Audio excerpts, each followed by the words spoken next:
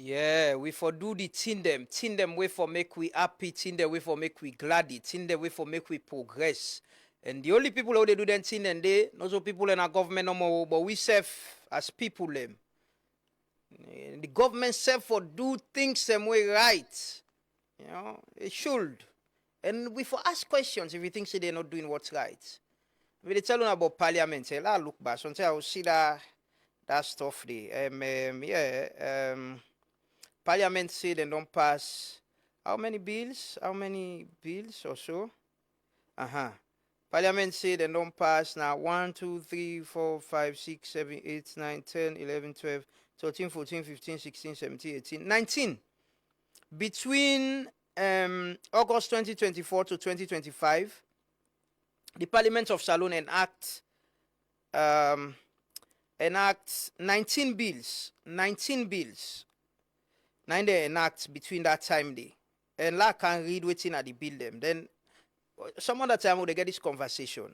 They enact the National Youth Service Amendment Act 2024, the National Youth Commission Amendment Act 2024, the Sierra Leone Public Transport Authority Amendment Act 2024, the Finance Act 2025, the Sierra Leone Shipping Agency Act 2025, the Bank of Sierra Leone Amendment Act 2024, the Appropriation Act 2025, the National Petroleum Regulatory Act 2025, the Sierra Leone Social Protection Act 2025, the National Council for Technical and Vocational Education Act 2025, the National Early Warning and Response Mechanism Act 2025, the Child Rights Act 2025, the Tertiary Education Commission Act 2025, the Sierra Leone Railway Development and Regulatory Act 2025, the Counter-Terrorism Act 2025, one of the most controversial acts that will get this year. The Professional Social Work Regulatory Act 2025, and then there see we all, a lot of people and celebrate, especially people them way they provide social work services. The Investment Framework Agreement Ratification Act 2025, the Sierra Leone Electricity and Water Regulatory Commission Act 2025. This is for deal with me and you, but water and light. But how much involved are you in it? The Supplementary Appropriation Act 2025, we get for do with finances. But today, I just want to ask the question. They ask they are all the one that go for deal directly with me and you. They all deal directly with me and you anyway. But how many times you MP can to you until you say this they happen? Waiting at your question or contribution. Just ask you say that question. They will go find time for discuss this.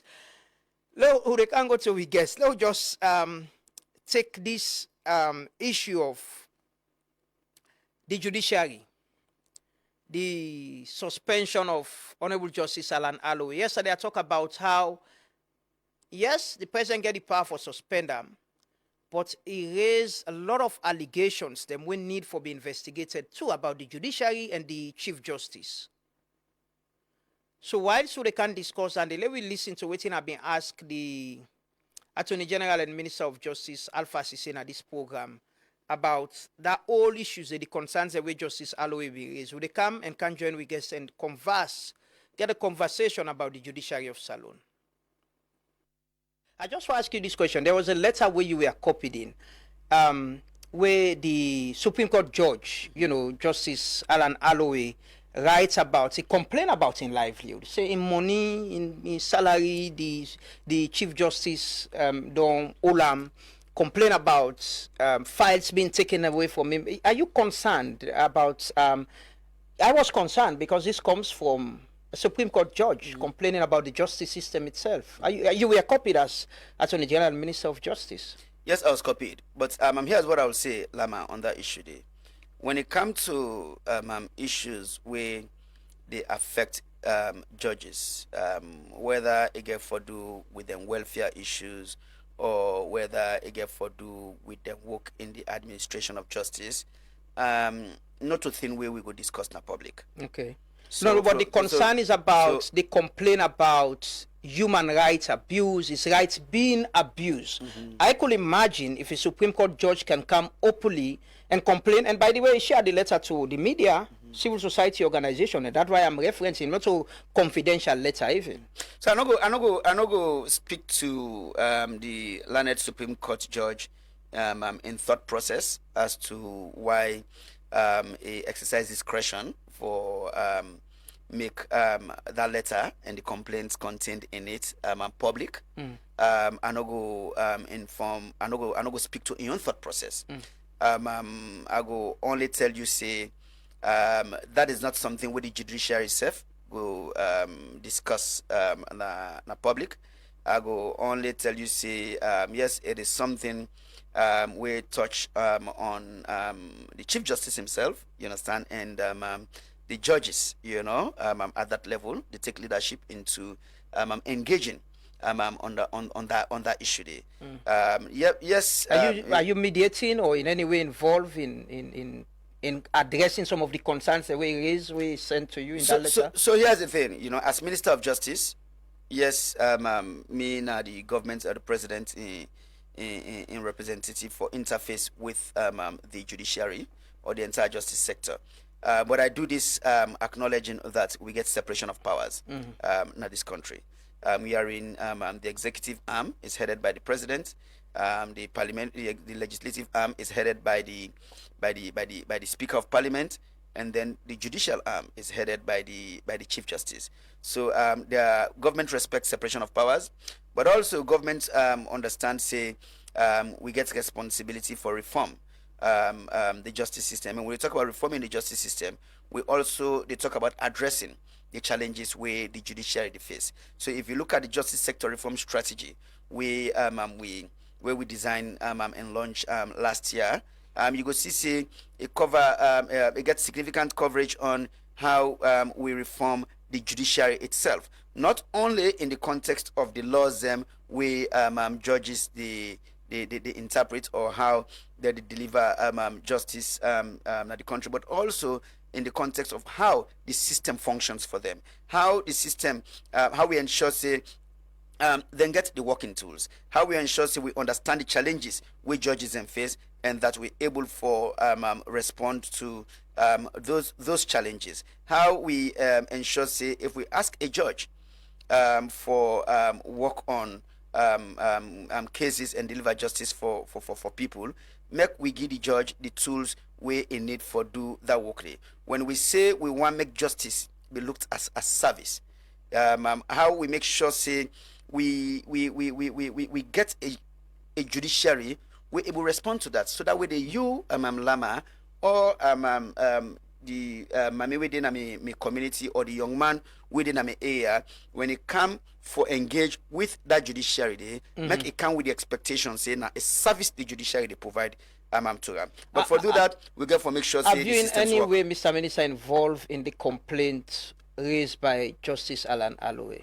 I'll tell you one thing for sure. Say yes, as Minister of Justice, I don't look at the issues, but then like I say, respecting separation of powers, no say the judiciary gets a system, a mechanism for handling it.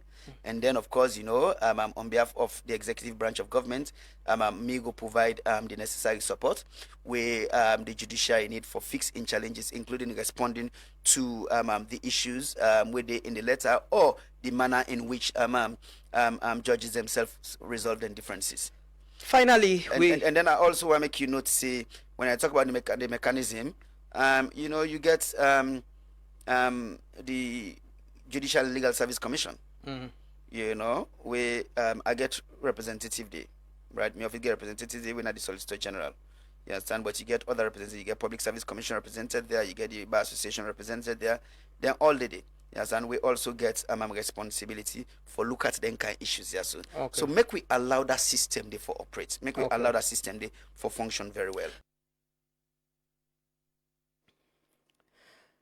Well, that's the Attorney General, Minister of Justice, Alpha Cisse. We've been there with me at the show now. We're asking the question about Honorable Justice Alan Aloy in complaint about his salary being seized. He's not receiving salary and other benefits away for gets, and also allegations away make in letter about the Chief Justice taking cases them from and all that. And the minister talk about reforms in the judiciary and all of that. So this morning, I get the pleasure for welcome my very good friend and the former Renaissance brother. You know what I mean? Now been the Renaissance, but somebody where you know don't turn up for waiting a believe in defending the rights of people and democracy, good governance in this country, whether through his practice as a lawyer or as a rights activist or as a citizen, just like that. Augustine Sorisengbe Marrah, the president of the Lawyers Society, is the first president of the Lawyers Society. And I just want to make it clear that in this program, I invited the Judiciary, I've been in touch with them, and said then they get back to me. They didn't. And we need to go ahead. We just can't wait. This is a public, a public interest matter. We need to discuss them. I reached out to the Sierra Leone Bar Association, as then sit down at the Judicial, the JLC, the Legal Commission. Then I get representative there, as the minister say. Said they have a meeting, they'll get back to me. They didn't get back, and we need to move on. Augustine Sorisengbe Marrah just come home from a vacation, and I reached out and he said, yeah, I'm going to come. Good morning, Augustine, and welcome. Thank you, Lamana. It is a pleasure having you. Yes, thank you. I think this is my very first interview in a very long time. Somebody reached out to me, say, waiting there, they don't conscript yourself.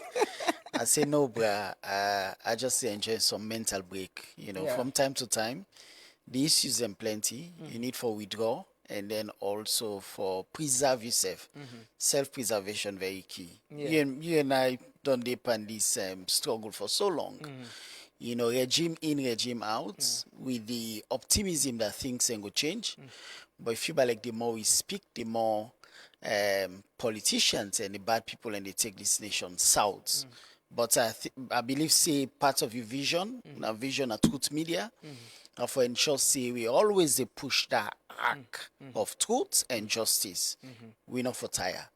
You know, because bad people, you know, they take break. Yeah, they don't. Bad people, you know, they go on break. You know, so equally, we serve for be energized every day.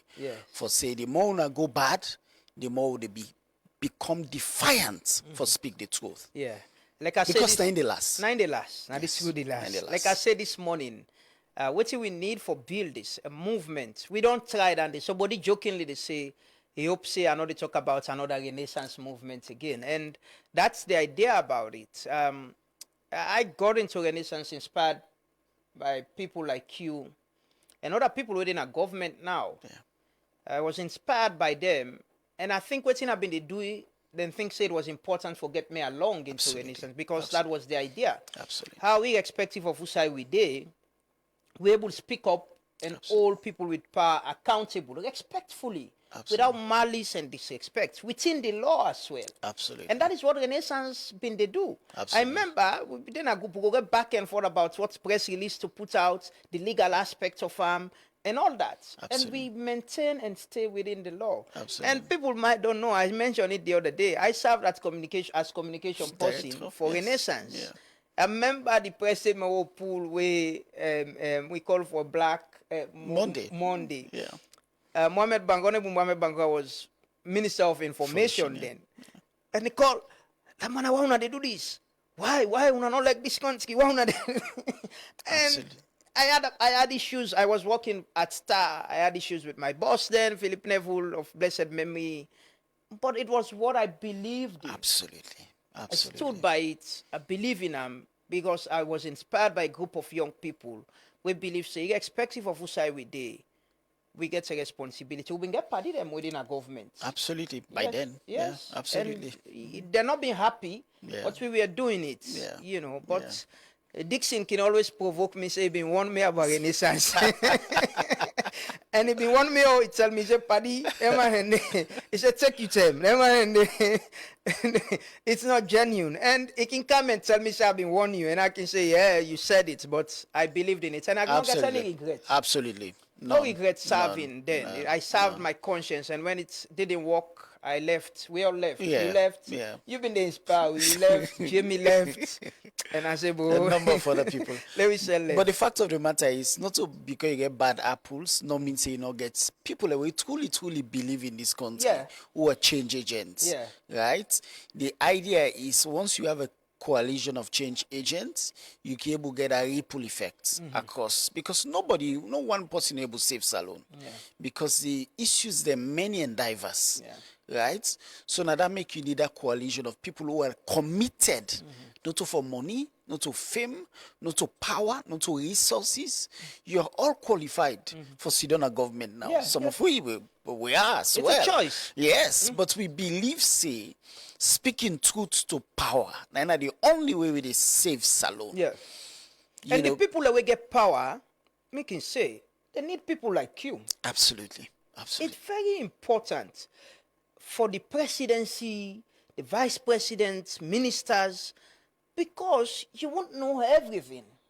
We're all not perfect. Absolutely. You need people that will go call you out and tell you, say, no, this that you're doing is wrong, either legally, morally, it's not right. Absolutely. And you've already for accept and sit down and dialogue and get a solution to it. Absolutely. Because without people who hold you to account, you go just na freeway. You go just do things themselves. Because even within families them, couples. Yeah. The wife go tell the pa say, no, this not right. The pikin go tell the pa, or the pa go tell the wife say this not right. But if you're not there, if they're not there, then it's a problem. But like you said, we are here because we're inspired by people like you. Thank you. And we believe, say, we get a role for playing. This now we own choice. Yeah. Now waiting we don't choose for do. Like you say, like you can be, you could have been, you qualified to be minister, you qualified to run for even for be president of Salon. Yeah, I turned 40 last month, so. So you see, you qualified. Everybody is qualified, and you get friends in at the government. I can say for be politician and for work in a government, one of the most easy things in this country. Easiest. Easy. You just need to belong and get one young person. And now we contemporary and then our government. Absolutely. And it's tell me party in a government that say, if you want to say we work difficult, can't set up a government, can't set up a business, do you begin criticize government with a business and salon. Yeah. And 5 years, tell me if you able to thrive. I say some of you will get with practice. Now business, or you call and law firm on a business. Yeah. You pay light bill, you pay staff them, you pay rent, etc. So now business will open. In essence, so whenever you criticize government, it means economically your business they suffer. I say if you can't set up 5 years, you criticize government, let's get a conversation. I say your work is simple. Yes. So I was telling same to somebody, I talked to somebody late night yesterday before I sleep in the US. And I was telling him how people in the diaspora sometimes don't understand what people here we stand for waiting them believe in and try for maintain waiting and they go through. Sometimes they not get the picture. And like you say, I was saying, but what you do now oversee they do so. Can't spend time here and criticize and, like you say, establish a business. Yes. The sacrifice where people like you make, and others as well. Yeah. The sacrifice where people they work in a government self make. Yeah. Everybody's making sacrifice. It's a choice, but it comes with a cost. Absolutely. For be that person where the old people them with power accountable. Sometimes it's not even the people that will get the power. Yeah. It's the people that will they behind them. Absolutely. Like I said the other time, then throw me box for go watch Nations Cup. Wow. Just because I raised question about delay of the flight coming. And later I get to understand, say, it was actually somebody where they support, where they close to one of the ministers. I ain't go show the minister, it tell the minister. And him begin vex now. The minister were involved later and I be they explain me now. He's not a minister anymore. And then take this decision, bruh. Now God help Umar would have been there. Umar was there, Chernobyl was there, Tommy was there, our friend. And they said, no, this is not right. For goodness, then throw me box and began announce my name.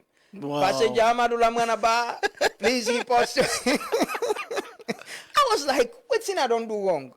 What I said, brother, and throw me box. Say because me they oppose. Why? I said, boy, we don't care for money. Nobody's communicating to us that there is a delay with the flight. Absolutely. Best practices, you could tell us there's a delay. Please, gentlemen. The place was so chaotic. So the things that they go through. I share my story where we start this program about how the other day me party they talk about how it don't become now common for let them can take file na me and say, oh, we not think say we represent we because then see the Fed government all the time.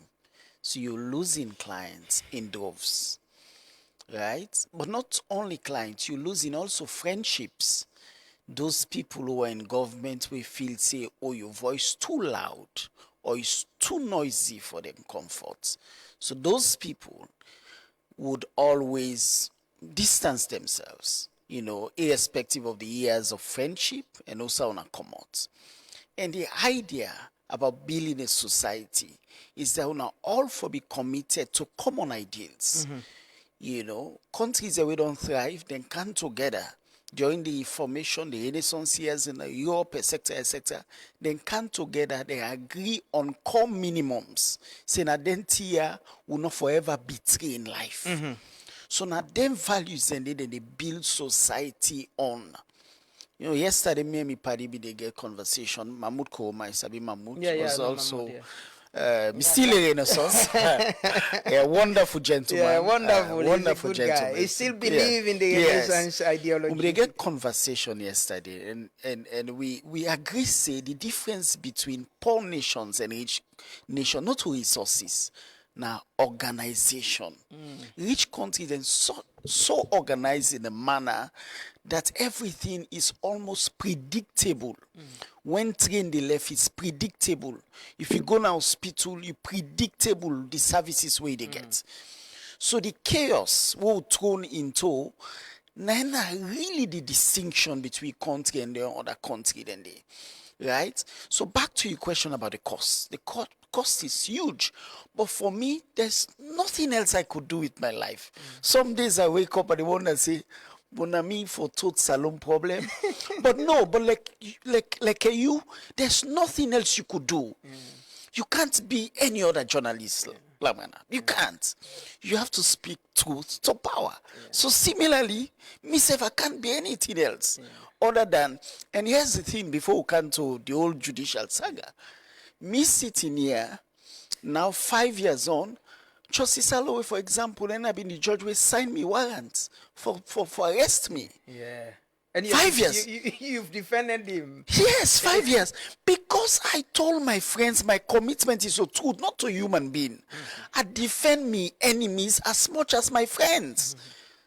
So whether you offend me 2 years, 5 years ago, it don't matter to me. If they do you wrong, I speak up for you with the same fervor, with the same vigor, and with the same conviction that I would hold for friends. So I need to remember you bad self. Because for me, anything I see wrong, me belly the boil. You know, one for come out and say, no, this is unacceptable. It's not proper. It's not right. They did it to Lara Taylor Pierce. We sounded the alarm to judges. We say if we are not correct, it's wrong. We're then done with the Auditor General because the Auditor General then put under the same brackets like judges. So the same protection with judges and get under the Constitution, then give the Auditor General. So we sounded the alarm.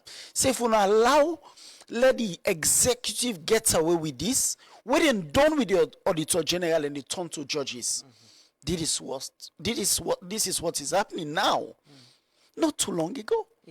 Not too long ago. Unfortunately, you have friends, went to school, university with, same club, fraternity, everything. Where them party then they are you losing them? Do they still believe that this is the Augustine we knew na college where they stand up for what they believe in? This is not the Augustine who sabi where the Renaissance we believe in what he believe in. He be leader of Renaissance and he challenge issues. And this is still the same Augustine, or you've lost those friends? No, so we get with friendship still at the very minimum, right? Obviously, because of ideological differences, we're not very close anymore. But we're friends. We'll see them, we'll say I, etc., etc. Right? But the fact of the matter is that if you go back 20 years, people always have been in a college, 30 days, they would always tell you, say, I have stayed the same. Somebody tell me, say, well, Marrah, something because you're not going to government. Yeah. Now I say, no, at some point I ventured to serve na Salcab. 3 months I last. because I went there with set principles, say I would not change. Now you left? Why? Waiting up. No, so you were appointed to serve in Salka? Yes. So before I got that appointment, I talked to a number of me mentors in the legal field and say, me and Apostle don't want for going to mainstream governance. Right, so then he talk to me, say public service good, you get experience, etc. So take something that is outside the main corridors of government as a non-executive board member. So I took that, and obviously, stood up against a number of things. For example, increase of salaries. For example, at some point they can say, "Oh, bring you passports, so that they can go somewhere, etc., etc." I say, no, I'm not the fault for all them things here. We should build corporate governance within this institution. Long story short, then kick me out. To this day, sitting here, me termination letter, and I'll see them. They don't ever give me. Then just you say by what? Yes. In fact, then send the letter. I understand, say then send the letter to the company secretary. Company secretary tell me, say, they don't mandate and not forgive me the letter. The chairperson by then, Soy Fofana, also confirmed, say, he received your own copy. Say, Marrah, me don't know why make they not give you copy. Say, but I received my own copy. And unfortunately, I can't give you a copy of my copy. So 3 months, to this day, as I'm sitting here, and I don't see his sack letter, to this day. But clear instruction, obviously, they give you some remuneration every month when I've been part of the problem, because board members by then, they wanted to inflate. The argument now that under APC, they pay them up to $5,000. I remember the president announced board members should not have vehicles, they should not have offices, etc. And I stood up on that. I say, non-executive board members now one tell we can meeting per month. So we should not be entitled to rent, housing, medical, etc. I say them in a regular staff. So the other board members and begin look me around and say, is it crazy? Who's planning comments, etc. So long story short, 3 months. But then the minister of information one day pull me aside and say, I have respect for you. I say, how, sir? Because imagine saying I the person will kick me out, right? Now I say, no, me quite know me by then. He say he had a number of things about me. He say, but now we don't study and don't observe me, don't follow me. He realize say they make many misrepresentations about me person. He say, continue doing what you do. Tell me one thing. I think Rado, yes, Rado met on a panel. I don't know if you mean moderator and AOIV by then, and he said, say, we did a panel as an activist. He said, they eager for come. Say, because I know your objective, and he did do this from the heart. That experience. So we share all the stories for say. Times may have changed, but the same things, they continue. The same problems they don't face. 10 years ago, the sacking of the vice president, the same thing now they face. Auditor General, same people are within a bracket where constitution secure their office, not them, executive overreach the effect. So the how you get that job, were you recommended by your friends or your friends of your friends? Absolutely. You know how things are. New regime, Renaissance, that mean the firebrand. So everybody they think say, oh, we for reward Renaissance. So maybe don't take a position, say me I like me practice as a lawyer. So me not interested in mainstream. Right? Obviously, at some point, people and they say you can't criticize forever. If you are given opportunity in a public service for can serve, take it. So I and say, that was the idea of Renaissance as well. Absolutely. Say we can still have people in government be members of Renaissance. Yes, and then change from within. Exactly, and then the other one the way they out to continue for the work. So that's how I took up the job. So a president appoint me, not so like any other person. But see you sack later. I don't see me sack to this day. To this day, sir. But we sorry about and 3 months I last on that 3 months on that board. You don't know what's in and sack you for out and sack you what you do. No. All them things here where they happen so generally. Like you say, we served in the Renaissance, there was this zeal, and when are young people that we believe say things can change, you get friends, people that we share a lot of things in common with who have been in the college growing up and all of that. What you see now is has there been any changes with governance? Because the Renaissance mantra was, we've been get people with the APC, within a government, we have been part of Renaissance. People don't understand that, but we need to make them know. Yeah. Them been they part of Renaissance. So the idea was for bring APC, SLPP, and anybody come together. And think, say, yeah, we get a responsibility. We can change from within, but outside we can hold you accountable as well. Absolutely. And you think, say, things don't change, you know, things are changing. You get people in way who have been share the same vision. They're part of governance now, hold very senior position within government.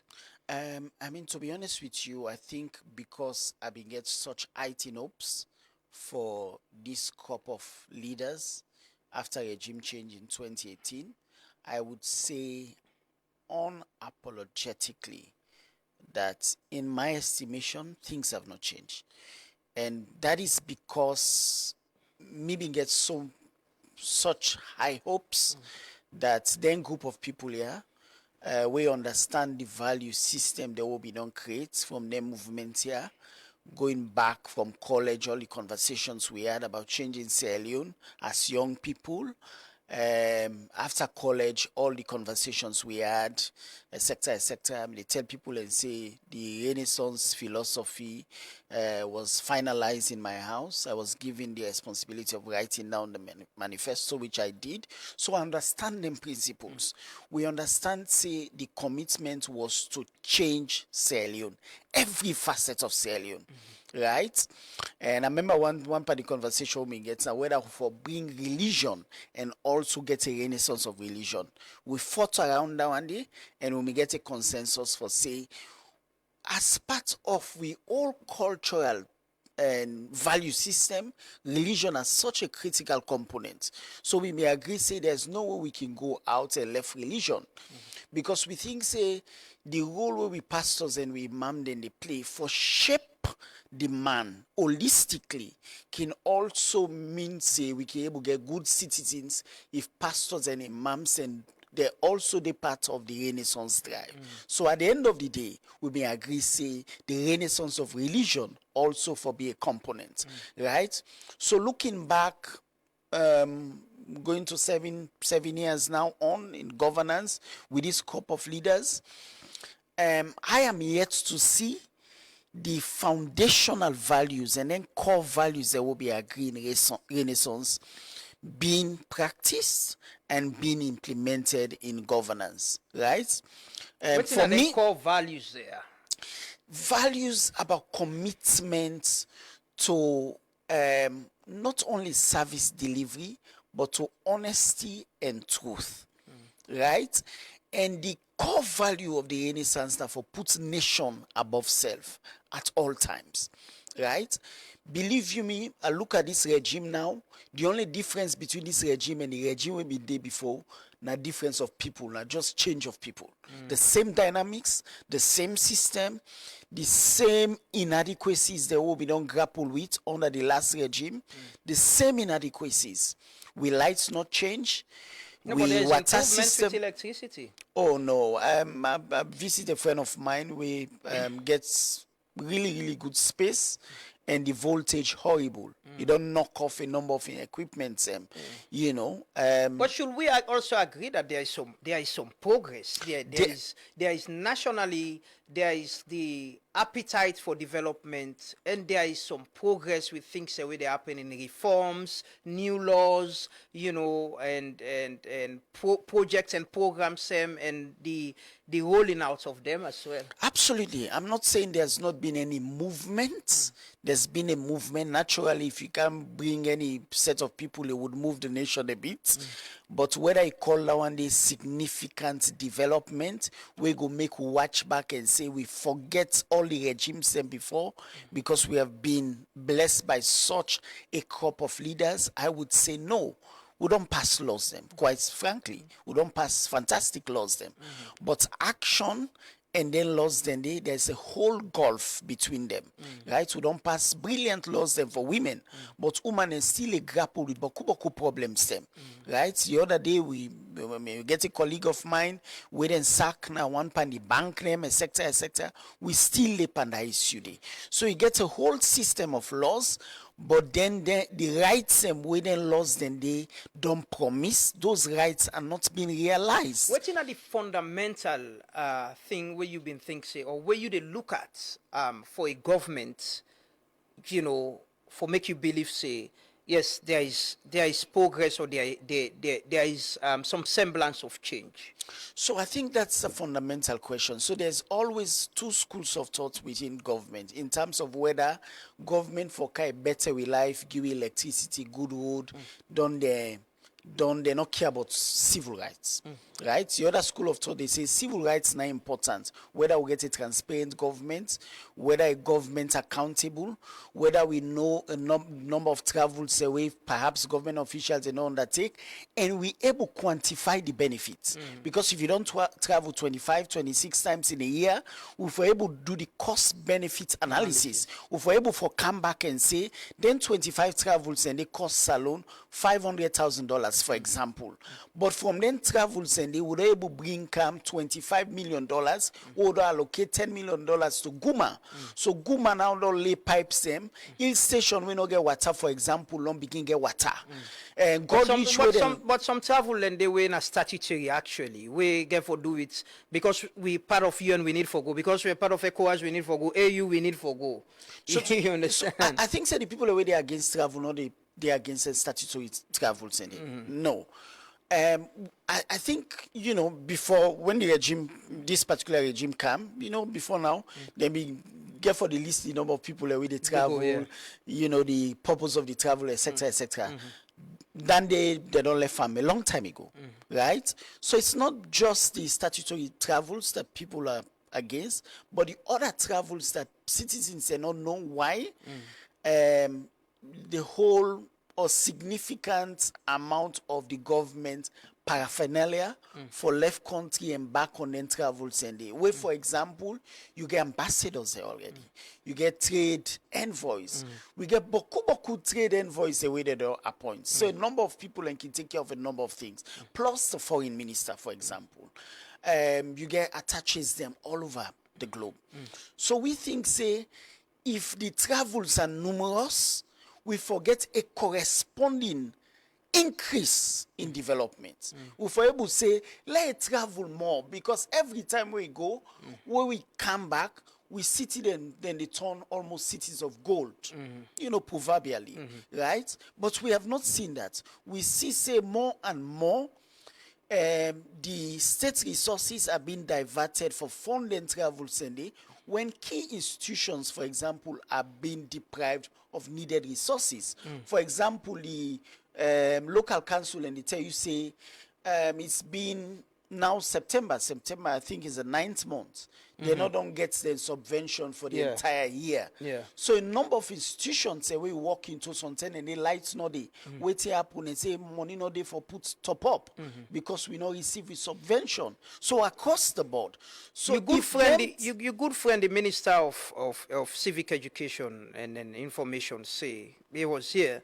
And they said the present travels are justified. And the MCC now one revenue we don't come, we will be proud of. Another development programs we a justification of the president in travel. Say the president not just the travel for pleasure. The president said don't talk in a state opening. Say he's not traveling for pleasure. He's traveling because he needs to travel, statutory travels, and also for connects alone with the world and seek development support for the country. Yeah, I think I disagree. I disagree with all respect to the minister. Because I think, say, the best justification for them travels for big development, right? Some things have to be so clear on the ground that you don't need to explain. Now, we the people for don't say, yes, we president for go, because every time he goes, when he comes back, we see, like, you know, development across the board. But we have not seen that. Yeah, the MCC is one. No, but the MCC get office, the MCC get coordinators, the MCC gets a whole structure and framework. So president don't need to for left in office for let the MCC work, right? Because it's a whole structure. They get an office where they do preliminary work, etc., etc. So I don't think say all land travels here the MCC related, right? And before SLPP can power, the MCC framework been on start. So it's just a matter of continuation, really. I don't think, and I think say Boku other citizens and also share the same sentiments. Say them travels here, not don't get any knock-on effect economically. If you look back, you don't see, say, we don't become even more impoverished, right? We, you know, many a time you hear all but them fancy some same. Oh, they don't promise alone this amount, they don't promise alone this amount. But those are promises, really. So we not don't see quite, if we look at agriculture, if we look at other sectors, we not don't see quite the impact that we can say safely with all conviction, say this sector under SLPP government, they don't address them. Okay. Let me talk about the judiciary. You know, the Lawyer Society put a statement yesterday about they call for the reversal of the suspension of the Honorable Justice Alan Aloy and demand investigation into his complaint contained in his letter on 11th August 2025. But first, before we go into that matter, as a member of the judiciary as well, as a lawyer, what are your assessment generally of the judiciary of Sierra Leone? Okay, you know, I mean, I think, say, the truth of the matter is that the judicial arm of government, now the arm of government where we need significant amount of work. I say that because now the branch of government that they were in responsibility now for check the two other branches of government. Unfortunately, for the last decade and or so, we not don't quite get that judiciary. We don't assert that position there with the constitution gear. We not get that judiciary the way you can wake up in the morning if you get case in a court, you satisfied say they go na court. Absolutely not in mind. Say I go get justice. Right? And the funny thing about justice, you're not for able to predict justice, right? Because I mean every case they turn on in facts, right? But I tell you, anybody will get case in a court, we grab na morning, they grab na morning worried or anxious. Once you get a feeling there, you know say that institution they get significant amount of work needed to be done. One, for confidence, but also in terms of predictability. Sometimes litigants and go to court, they don't even know when courts they start. Some people in Kindle and they hang around for hours. You do your case, you don't even know when they write judgments. Right? I get a current matter in a Supreme Court where my client from 2017 where they reserve a matter for judgment. It's now 8 years against one big company. Unfortunately, that company they don't close down. 8 years within a Supreme Court panel matter day, right? I do a case in 2015. I done now for them. All part them. They work na one pan government institution. They then terminates them services and can't we boku part them. Over 50 something. I done the matter in 2015. May 2015, I remember that month, clearly.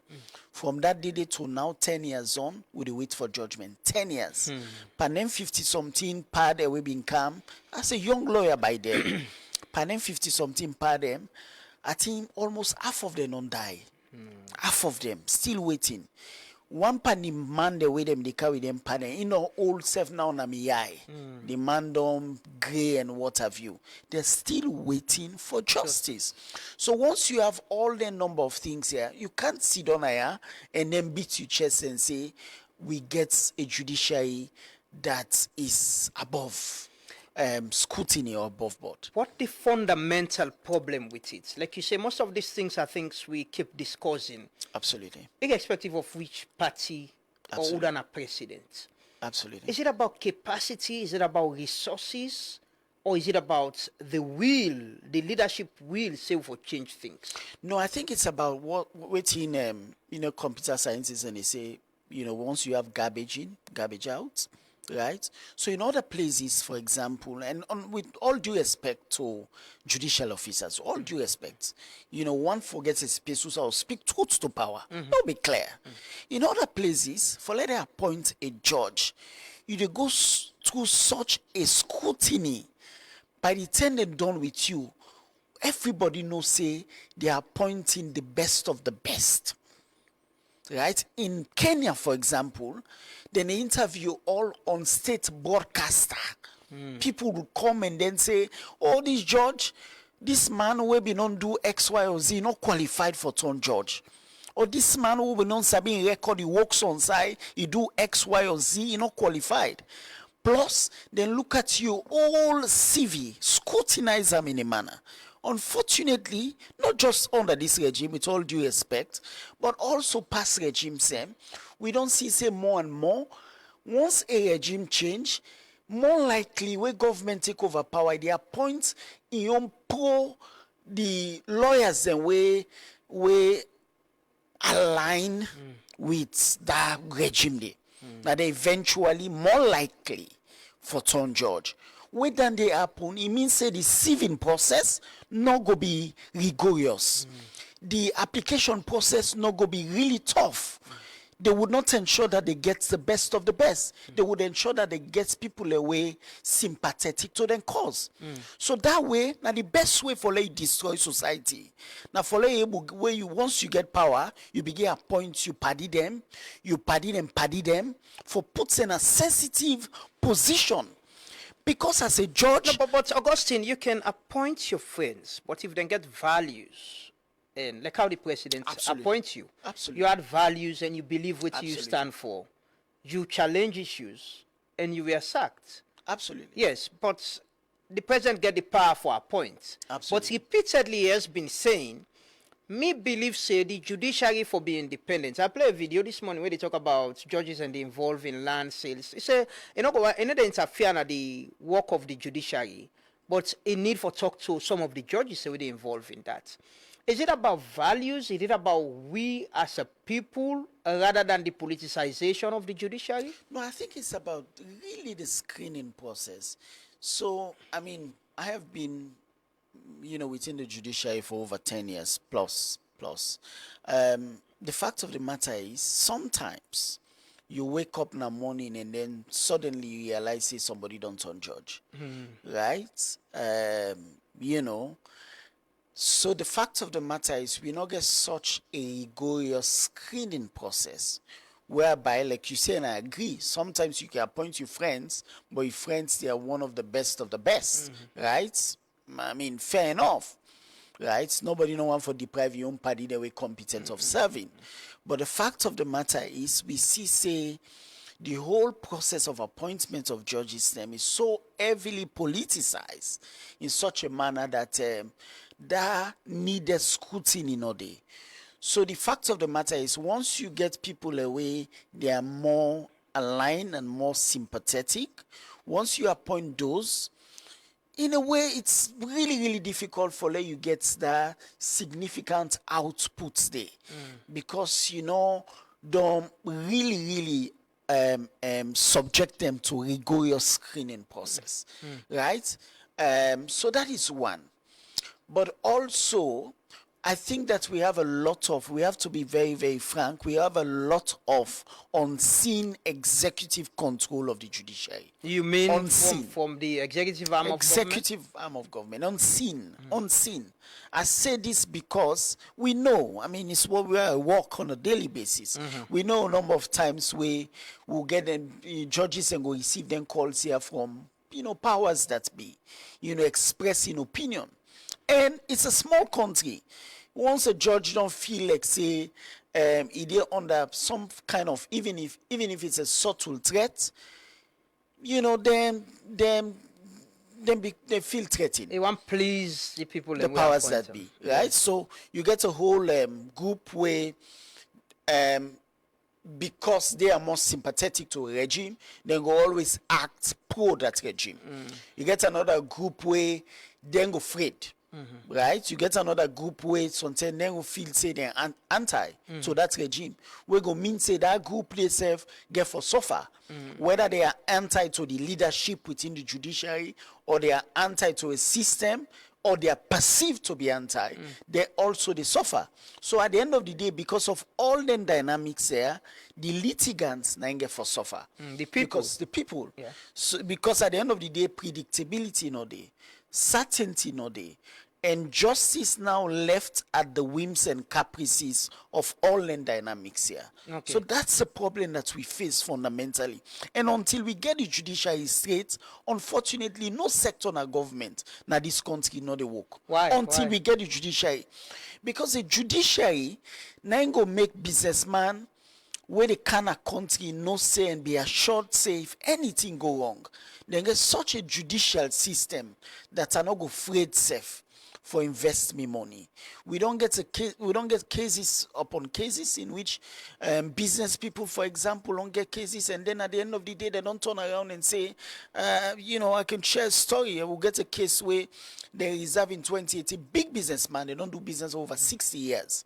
The other day called me say, Auguste, why you not advise me saying now so on a court day from 2018 we'll wait for judgment. So it's now 7 years plus. So he said, why you not tell me saying now so? Right? Now say, well, we have a system that you can't predict. Right? If for example, government get interest in a matter, we judiciary able to finish that matter in 2 days. Yeah, we've in 2 seen days. those cases. In 2 days, they can be very swift. In 2 days. For example, the PR matter. You see how they conclude them within a short period of time. It's a public interest matter. It has to do with the election. Yes. But you also get similar cases them. For example, Lara in case go over 3 years. Over 3 years. So past way people and begin to say, "Oh, I done this case now." So you get cases that we also get similar importance, but once not align with government's in interest, it's not given the urgency. There are reforms. Before we come, the video will play the AG. I had him here. There are promises of reforms, Yes. and I agree with the AG. Yes, Promises exactly. We get the CPA way came into effect on the 16th. It talk about how you go, capacitate the institutions, the judiciary, provide the capacity, provide the resources, and as well make access to justice, more than our communities, the most people, and the points you make about trust in the judiciary as well. Absolutely. Do you agree that we're progressing? There are reforms, even with the challenges that we highlight? There are reforms, and I think say the Honorable AG don't do quite a lot. But like I tell you, some of these reforms, they have been captured in policies and in document. The new CPA is out. Although fundamentally we disagree with the removal of the jury system, that is something that I think that again we can always sound this alarm. Say people like Paulo not for able to get away with treason if we don't get jury system. So we have sounded the alarm. You go pull jury system. We know politicians, they always get this tendency. Can be abused. Right? If they send one other politician, we're not in a government later on, in later years, and then you go turn around and say, because we put jury system, we put the man in faith now in the hands of a judge. And it's easy for like corrupt one man. It's difficult for like corrupt a group of people because everybody, somebody will grab say, this morning I read me Quran, I'm afraid Allah, I'm afraid God, and they do this bad. But if that one person, you can easily able for muscle in willpower. So now that make jury system good. Because just in case one day you grab like one for do bad to your political enemy, you go entries in Panam. You go before him peers and you can say, but I will not think say this evidence sufficient for how we hold this man. Right? So much as we celebrate the reforms with the new CPA promise, access to justice, bringing justice, and I agree with the AG in terms of other modes of resolving disputes. Mediation, you involve community people and for intervene and what have you, right? But also, what we have seen is a number of other provisions that have been introduced where also a bit troublesome. The other day, while I was away, I'm just a follow, and I don't get time for critically scrutinize. But for example, they don't introduce a provision where if police hold you for them economic crimes or capital offenses, where they can hold you for up to 10 days, if they get need now, per the new CPA, they can go apply for letting give the additional 15 days. I say, wait a minute. The Constitution say in 10 days. Meaning all thing way you do if I don't do it inside 10 days, you don't need additional 15 days. Now when I don't can introduce 15 days, even though when I say the man for go apply for you need approval. Approval. But in this country, police go apply, they would naturally give them. So not so it's just ticking that box. So not so like say then go question them and cross-examine them what you need. Right? So what you have created is a further 25 days now. Right? For the person in detention. Where the Constitution not contemplate 25 days. It's a all thing where you for do. In America recently, this assassin, they interview them, they don't all thing they appear. Within 10 days, it don't appear. They have the infrastructure, the resources and all. Yes, I understand that. I am just saying that most of the time them and I mean, obviously, you would have instances in which you will need additional days. Yeah. Yes, I in agree. some cases, in some the cases, kind posse were involved, yes, high profile maybe, or the kind money or investigation, because we don't have all the resources. I agree, but again, that's what we always say. So if you think you need for do more investigation or put the person at detention, so you can investigate, you put them on bail, stringent bail, where you secure the person, then you go about and investigate. But once you keep an at detention, the law they say now the term they count against you. So not put an at detention, do you work it? So not put an at detention now. So in other countries they don't get background evidence. Where they hold you now for confront you with the evidence now. So in a way that within that 10 days they don't close now the evidence once they don't interview you with your statement and charge you. Right? But like I say, I mean I need time for really sit down and scrutinize some of them things, and it's a brilliant law. I think say it was about time. We may need for change in 1965. It's been around for more than half a century now. We need for change, right? So it's welcoming, but also we need for sound the alarm. Say the jury system is out, and like what we've been sound the alarm for Lara, for them judge them.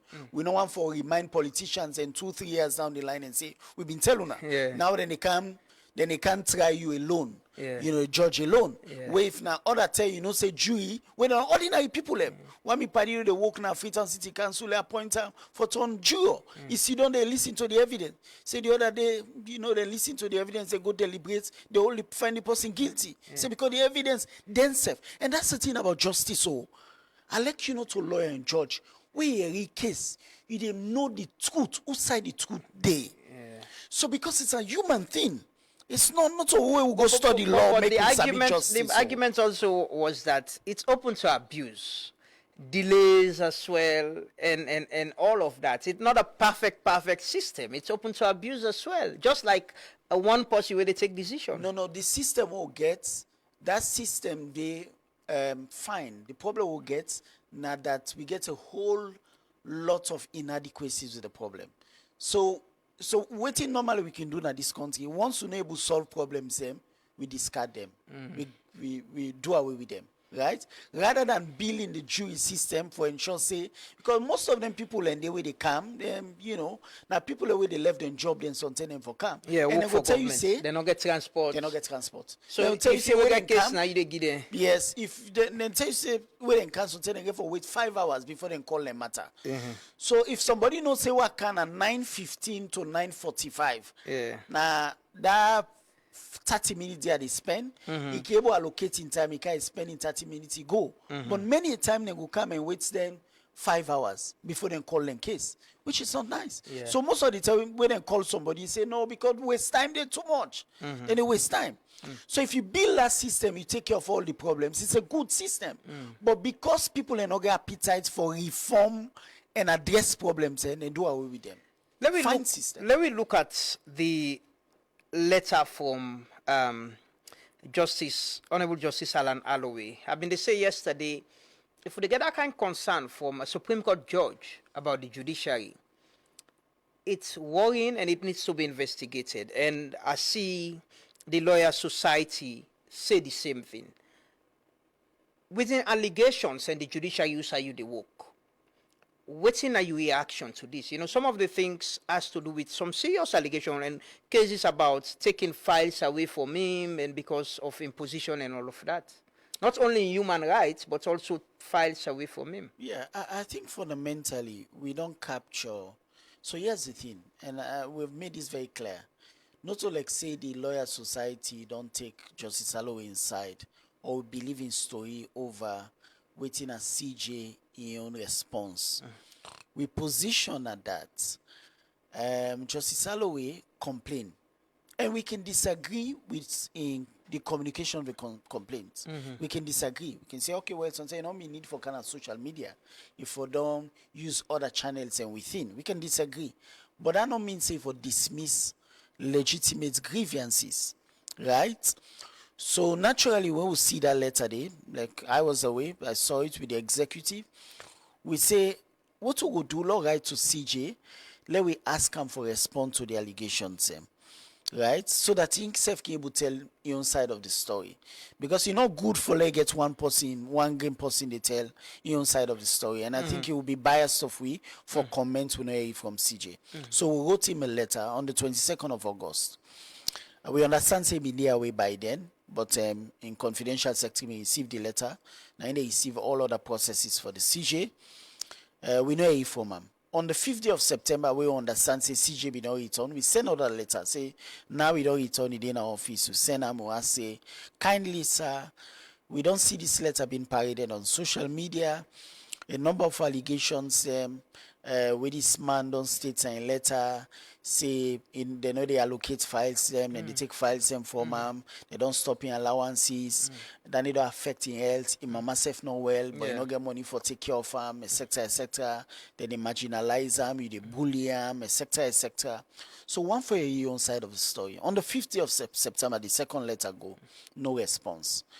So unfortunately, we see this suspension now. So we said, wait a minute, right?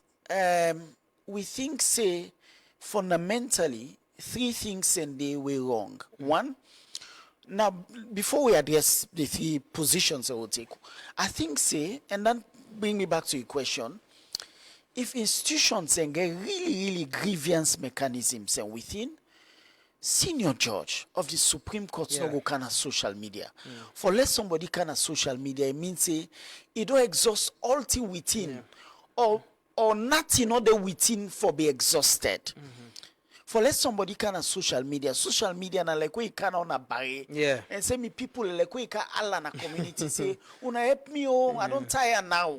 Then a social media.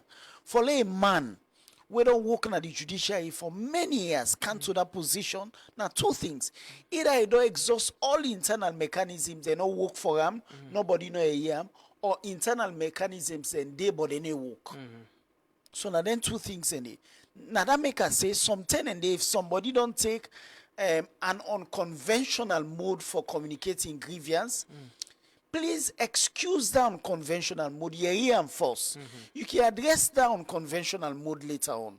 So what we see now that the Judicial Legal Service Commission, when they make recommendation to President for appoint judges, them, we also they also recommend the discipline of judges and suspension of judges, them, then sit down on this matter, and then recommend say let them suspend the very man we come forward and complain na social media. So we say, wait a minute. We don't think say this correct. This man in complain in the table. Now una for investigate first. If at the end of the day una investigate the man in complaint, una come back and say no, this man in complaint, no, he don't get any evidence for all the allegation. So we think say he don't smear the name of the Chief Justice, he don't scandalize the judiciary. For that reason, because we don't investigate in complaint, and we don't fair not say in complaint no all water, we now they recommend to President let them discipline them. They have not done that. They have skipped the process. So they don't left the man in complaint at table. They don't address now the man in communication of the complaint, which is not fair. So you now understand the manner in which, because I've been talking to somebody close to Justice Aloy, and he was saying the letter with them cannot clearly state what is being investigated for, and the one with the public as well not clearly states what is being investigated. So I think it's only reasonable to say before August 11, before that Monday, right? There was nothing against him. Not to like say them the investigator. Yeah. So the only thing we don't trigger all of this now August 11 letter. Even because of the August 11 letter, make the Judicial Legal Service Commission meet. So when they met, we own expectation for meet now say we don't get this complaint with this man don't right against Chief Justice. Do you respond to we so long we know whether this allegation they all water or not? No, when they saw the letter, they were offended by the fact that the man go on social media and perhaps not cancel them for address the complaint. So because of that, they think say, oh, we get for discipline this man because of the communication of the complaint, which is only the reasonable inference that can be drawn from the circumstances. Like we say, we not get all the facts, but now that's not the reasonable inference that can be drawn, right? Because in the letter from the presidency, it say you are being suspended for misconduct. And the only thing waiting at the fore regarding misconduct now is the letter, right? Yeah. And we have been deprived of their reasons, and because Chief Justice not may respond to with 2 letters.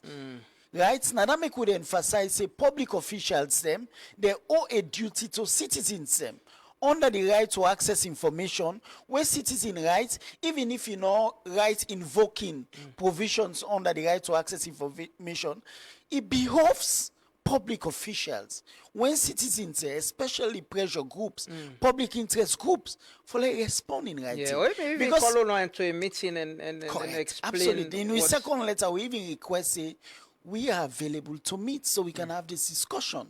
So that's not the fundamental issue we will take in terms of the position. Say one, the Judicial Legal Service Commission don't put the cat before the horse. Therefore, don't investigate the man in complaint rather than making a recommendation to president for let president suspend. And president under the constitution, once he get a recommendation and they you go act on the recommendation. So that's the first position we'll take. The second position, now that we think say in suspension no agree with the constitutional provision.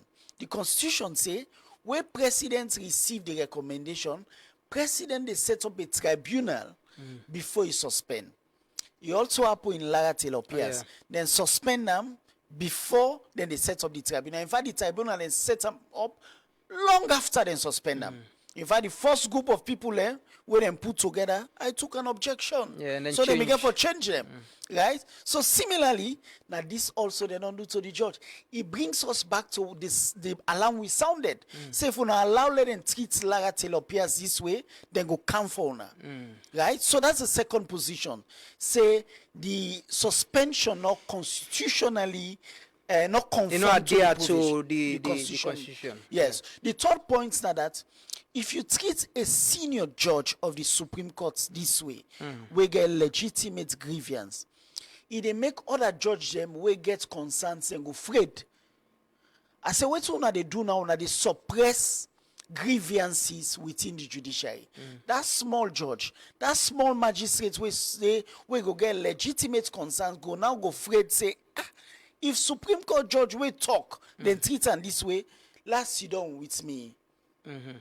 Grievance. And Alan, the Honorable Justice Alan Aloy mentioned that say he's one of the people we don't stand up and talk, you know, challenge the Chief Justice on issues there. Absolutely. So because he's a very senior, even by practice, he's senior to the Chief Justice. Okay. By practice. So this issue about speaking up and in the judiciary, you the work at the judiciary about them concerns there.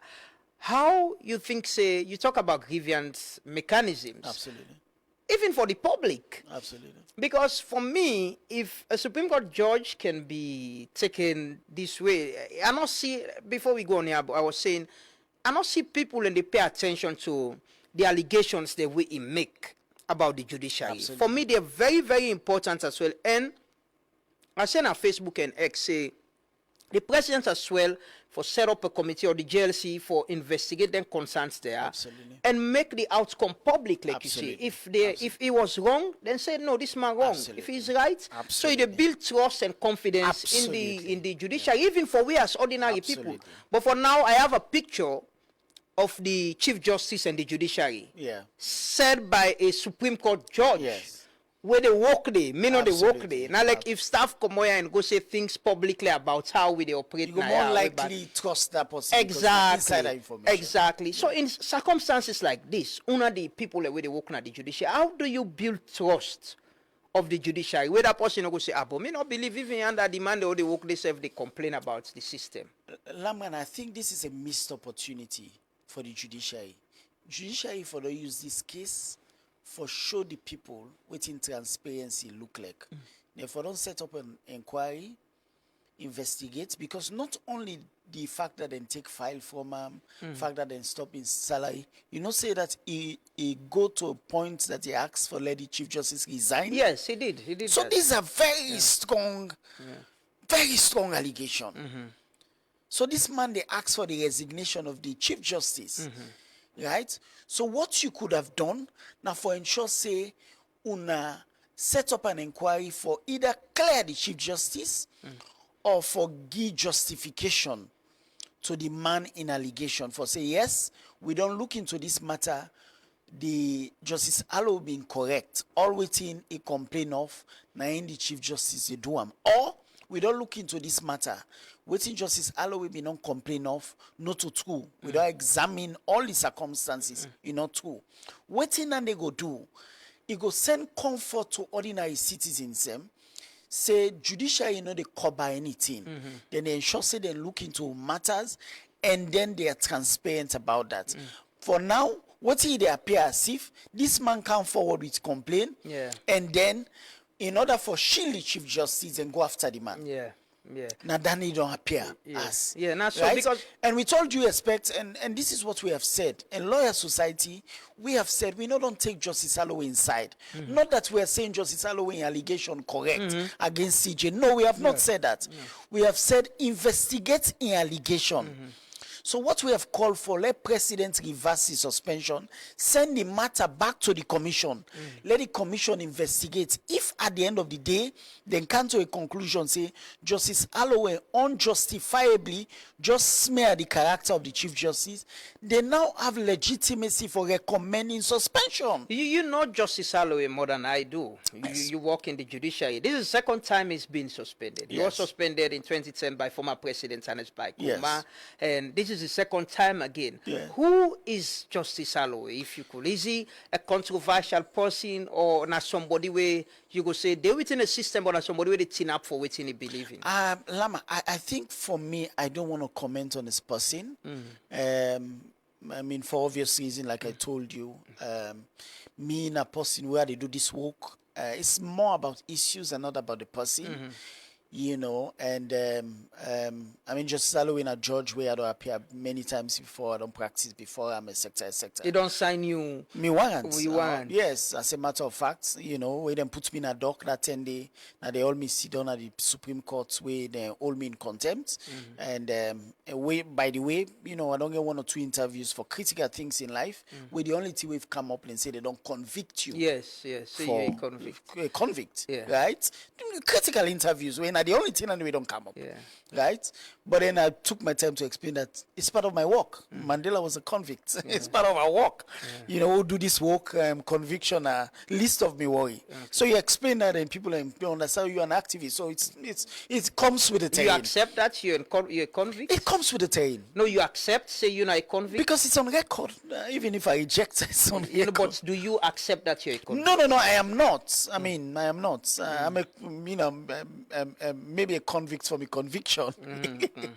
Right? So just for telling you, more say for me, it's more about issues and not about the person. Because sitting here, like I know even when I was running for the Bar Association, people can come with objections, say I'm not for run becoming exactly. That's the point. Like so, you say, it's on the record that you've been convicted. So I should not sit here and then talk about issues we touch and concern somebody, we don't put that label on my life, right? But I believe in justice. I believe, say, even the vilest of we, even the meanest of we, deserve justice. Do you think that's a scar you will live with? Maybe you sometimes you go and be president. You think that's something that will affect for, you? Conviction for presidency, say now for dishonesty, fraud, etc. Okay, it not affect you in that. Yeah. But you think that's a scar that is on you? So that's the problem, because if now other courts have don't go to a superior court to get overturned, but with the Supreme Court, you can't go anywhere. And you live with that.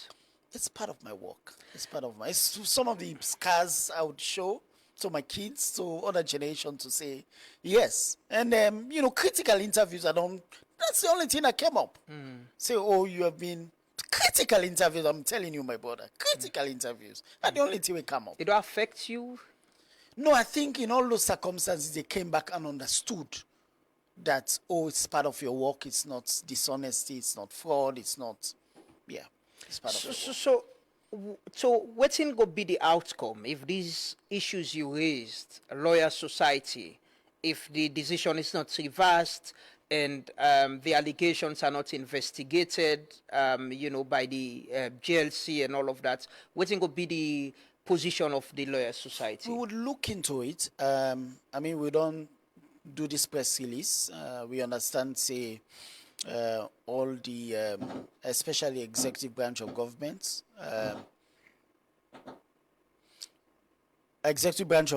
could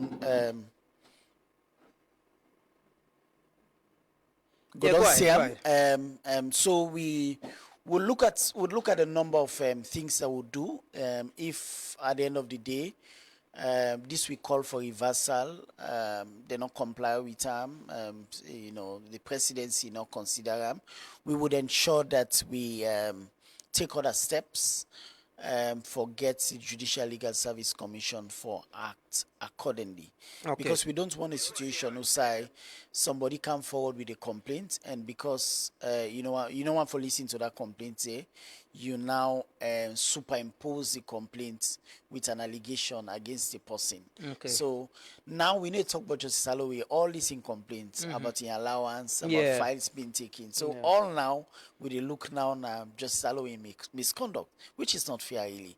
You expect forget any outcome of this and say this, because we get a society of where issues can happen, pressure groups they can raise concern, but the institutions and they go on with waiting they want for do them and just not consider, say these are concerns that we need to address. Like I say, we don't try to forget the judiciary now for talk about this even before now, and it's been very, very difficult. Yeah, I think what we can do is do what we were doing now, spotlight these issues.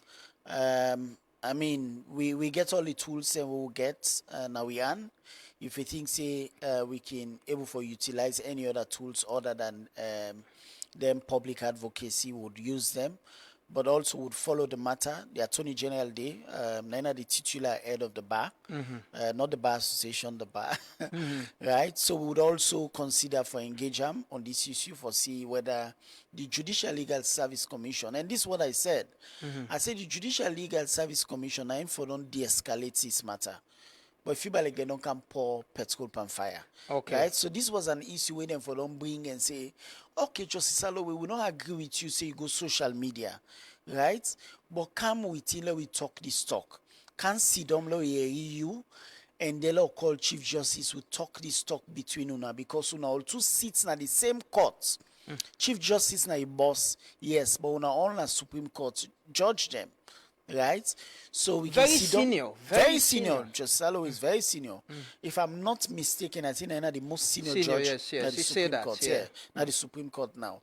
So for me, then for the able handle this issue within. If you read in letter, it mentioned in some cases witnesses how certain times and they don't try for bring people them come around for resolve some of the issues there. And it seems like... Oh, yes. He also mentioned, say, 1 or 2 times he don't ever talk to CJ himself. Yeah. So all this, they tell you, say, grievance mechanisms, they're not they work internally. So the Judicial Legal Service Commission merely don't verify some of the things that this man don't say. Because otherwise, then for don't look at this issue internally.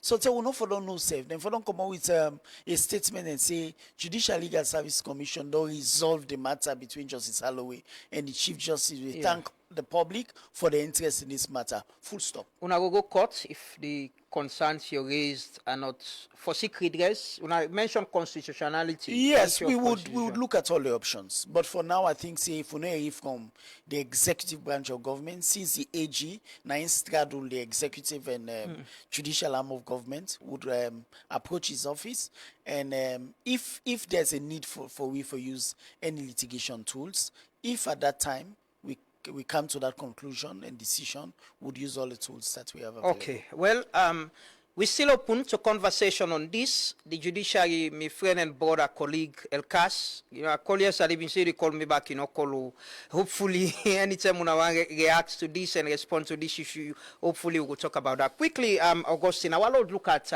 things that already happen as well in the salon. The constitutional review, you're a lawyer. It's very important. I get the Attorney General here the other day talk about how possibly we get forget a referendum. There are things that we not to entrench clause we get for go to the Parliament as soon as they open.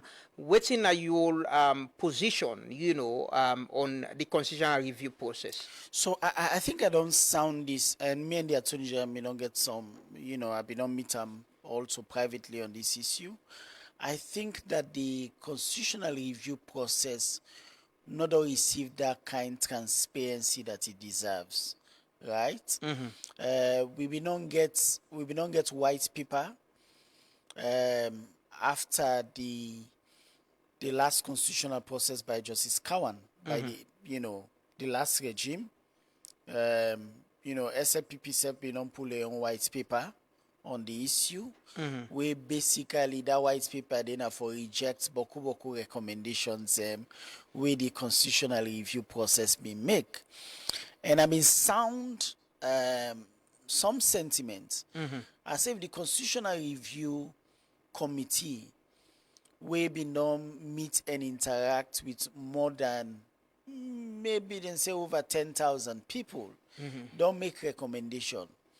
Don't I go set up a small committee we sit down at State House, and that committee they come up with a white paper rejecting recommendation.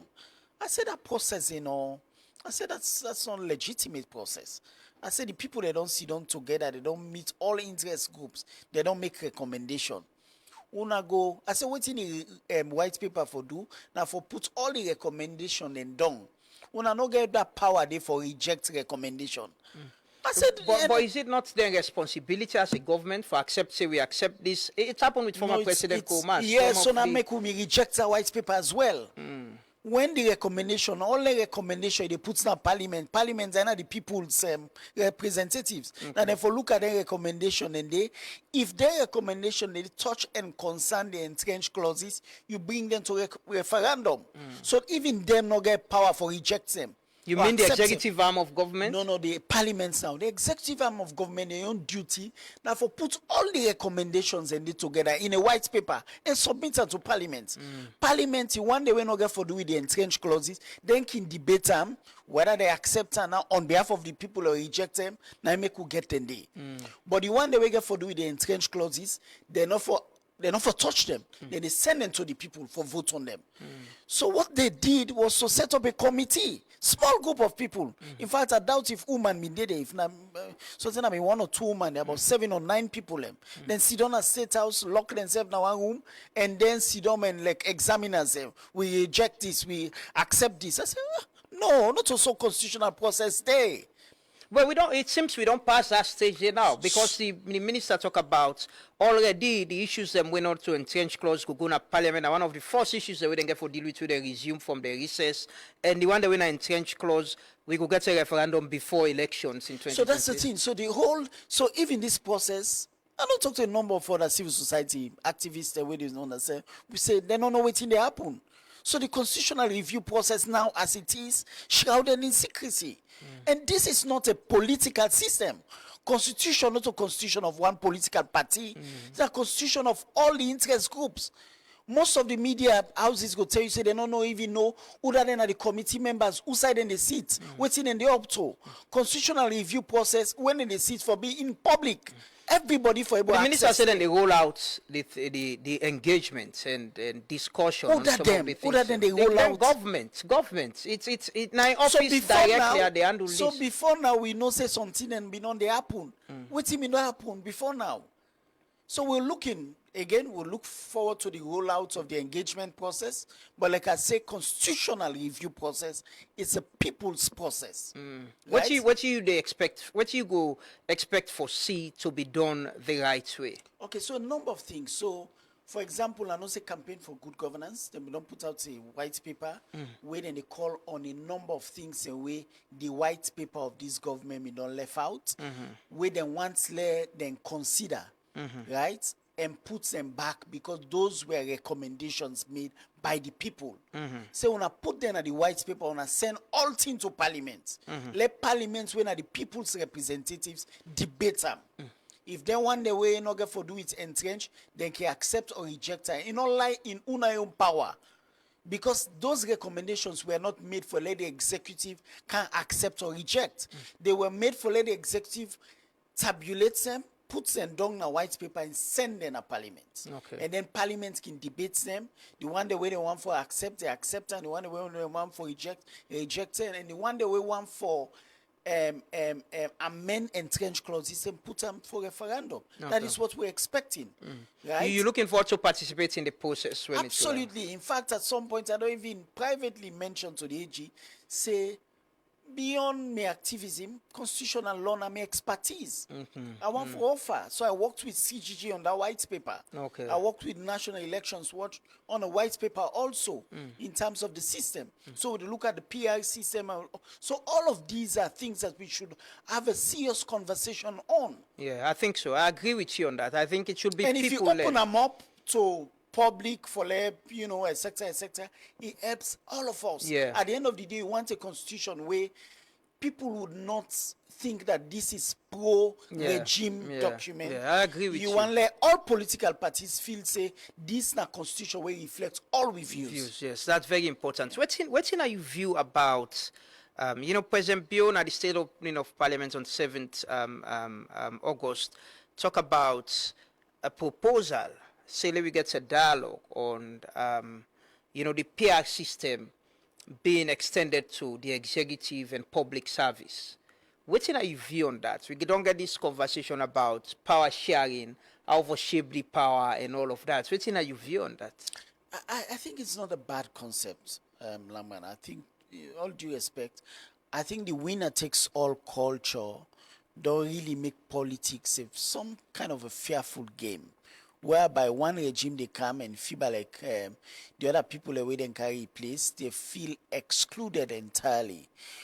And it's a resource fight.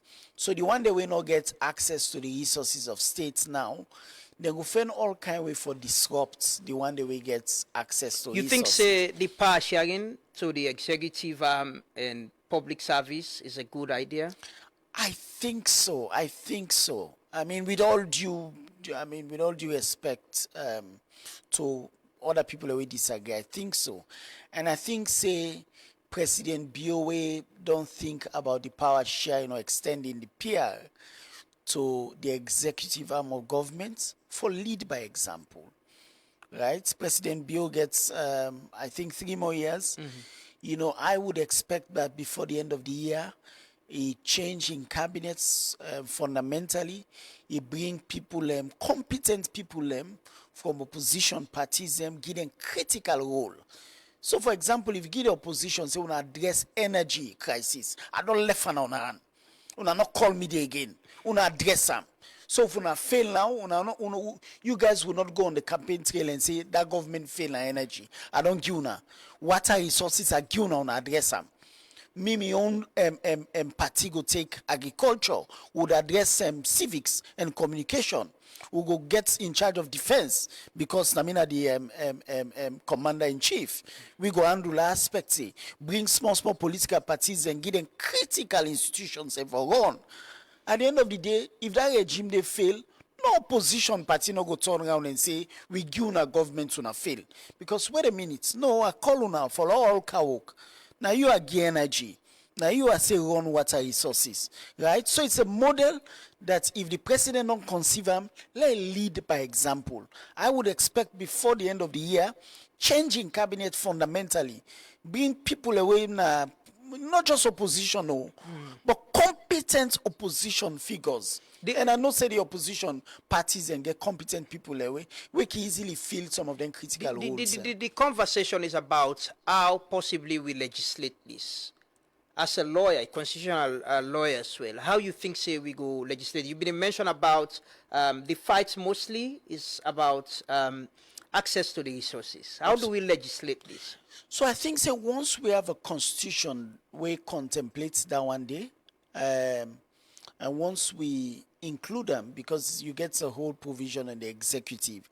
Now, as it is under the 1991 constitution, the president ain't get the prerogative for hire, whether it please, and then for fire.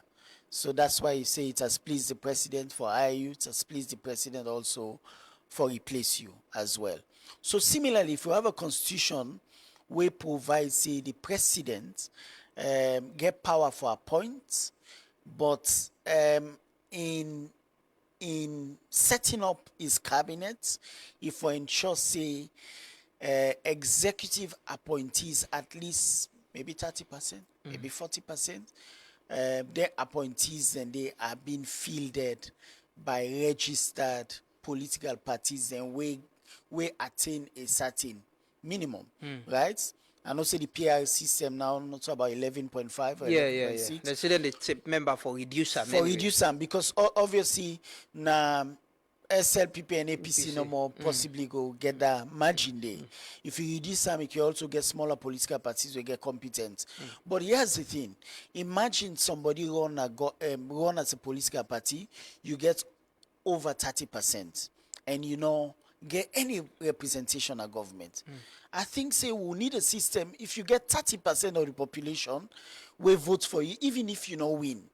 You for at least get 30% within government. We for sit on a cabinet, right? Because mind you, then 30% of people will vote for the presidential candidates and in vision. Now people will believe in them, right? So if you get equal number in a cabinet, also it go mean say opposition party then go get less tendency for cause disruption because now they sit in government, and you know when you sit in government, you also your people will have access to resources. Then go to pay them. We mean say their opposition strongholds and then self then puts them go. Is it about resource sharing? Or is it about having an effective governance system? We go address the problems we don't talk about. I think it's both. So you can still get competent government, but also the realities and practicalities. Remember, say if you didn't have in opposition 10 years, nothing they come. Sometimes they go disgruntled for no reason because pots don't dry. But if they get a man in a government 30% and they run 30% of the government, then they go back to the stronghold, they're able to give rest, they're able to turn, they're able to boil water, etc. Then serve the tension they can down small. So it's a model that I think say once president don't conceive in this way, let lead by example. And you think say, and I think say in the constitutional review process now that we get, once we get a provision of the constitution, presidents will be compelled where they appoint now for give 30% to opposition appointees. Augustine Marrah, a pro-democracy activist, human rights activist, and president of Lawyer Society, believes say the proposal of President Bill now something we go address with governance issue in sharing power and sharing the resources. Absolutely. I stand by that view, and I think say made a call on the president for take the first step and ensure say because now he's given a blank check, so he can appoint anybody. You know, similarly, you know, under President Koma, where Mohamed Bangura and Medina other political they appoint him, right? So that 10 day been look shocking for like you Ministry of Information to opposition, you know, one party opposition leaders them, right? So imagine if you left feed Salon to the opposition and say, this is my flagship. Now, I don't give una now, una deliver on them. This is what I believe in. And also, una don't criticize the sector, una don't raise concern, una deliver. I give una energy, now una own. Una deliver. Make it still manage defense, I still get me presidential information, infrastructure, blah, blah, blah. Right? I think once that is done, it bring political parties and closer. Because it means una young people also sit in cabinets. Then political party friction there go reduce. You go see more and more politicians they go talk because now they all serve in government. And once you legislate them, once you get constitutional provision, I think in the long run, then they not go affect. Then they not go affect, say, an effective opposition in the country because everybody might. You go get proliferation of political parties. Them, I believe, so if I get 30%, I'll get cabinet position or position within governance, and myself enjoy from the resources. No, but I think say forget 30%. We just talk about 11 point something percent. But the minister have been saying they get for reduce them anyway. Yes, so me think say in terms of cabinet representation, I think that the percentage should be a little high. Right? Because if you reduce them, you can get a proliferation of political parties. Yeah. Where they easily can able to get 5% and then say, wait a minute, we also forget share. Yeah. But I think say you should not exclude 30, when somebody get 30%, it's such a critical number. Even if you not get 30% of a cabinet slot, but let get some representation. I don't think say it go basically affect opposition landscape. Right? Because, for example, what you can do is to come to the people and say, we then at this government, then give we energy, we don't ensure say we don't address energy. The other sectors then demand, they have not addressed. So now vote we now, let we come, we ensure say we address other critical infrastructure. It's a model that needs to be discussed. It sounds absolutely, it's you know? not without its faults. Yeah. But it's something that we should. And for me, if President do we go now look at the practicalities even before legislation and say, this model, if I know, and then we can able to also for analyze them and then fine tune them before we legislate them. If President call you for serve, will you serve? Right now, I'm serving the Lawyer Society. No. If he call you right now, say Augustine, you don't. No. So by the Constitution of Lawyer Society, I can't serve. But you can resign. No, I don't want to resign. No, So I'm asking now. If the so president calls you, you will not serve. No position. No position in government. You get presidential ambition? I'm 40. Yeah, no, I'm asking. I know I'm you. 40 and I'm ambitious. You get presidential ambition? I'm 40 and I'm ambitious. Yeah, I know. You can be ambitious, say, okay, I want to be Chief Justice, I want to be Attorney General. What the ambition? Is it to be president of Sierra Leone? I've not thought about presidential ambition for 2028. But you get presidential ambition? I think that from we conversation throughout from Renaissance days, we believe, say, certain people are change agents. And for me now, serving Lawyer Society, I'm focused now. And I believe, say, as the years roll by, I would also have a conversation with myself, with my family, and with friends, and see whether are competent enough for able for us a bigger ambition beyond this. What do you think about the PR, the first party? We still get this conversation about elections, you know. Yeah. And I could say, one possible way don't challenge, the ban would have been put on people not using vehicle elections. Say you win that case in a Supreme Court, and go find forget you thought about what do you think say for be electoral elections model in 2028. Just 5 years after we get in the conversation again about which kind of election we forget. Yeah, I think seminar one party people will be opposed to the PR.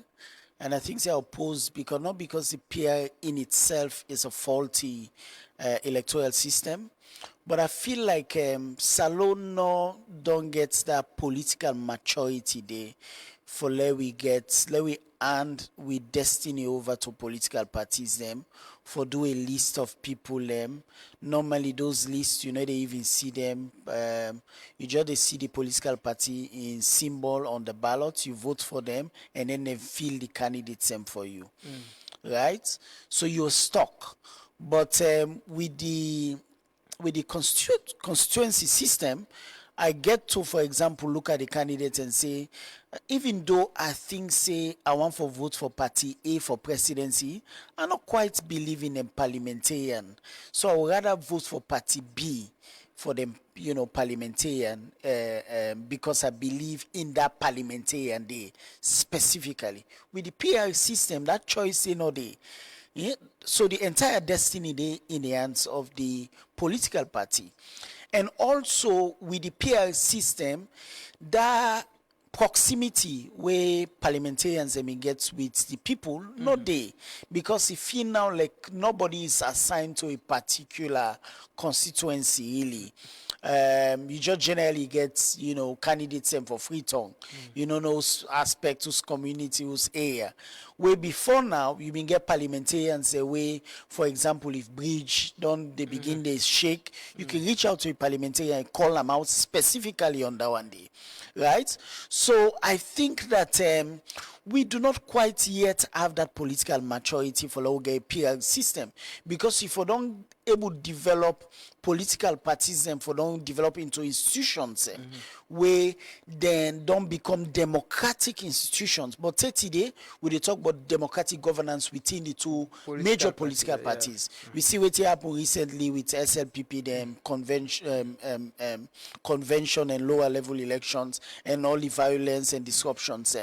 You know, also waiting the happen with APC before now, court actions, etc.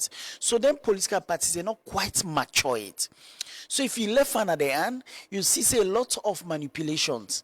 You know, and we get a number of stories about how people they name them, how they make their way into their list and they, right? So I think that constituency system being kind of effective, and while PR system perhaps, you know, getting your mate, I don't think that we're quite there yet. Yeah, but you agree with the PR, you know, proposal from the president for cabinet and public service? Correct on that. Now that make us say, and one of the arguments with the PR now that, we know we need forget, you know, fresh elections, for example, cut down costs, violence and what have you. I mean, to be honest with you, maybe it's something that I would have a change of heart on as conversations continue.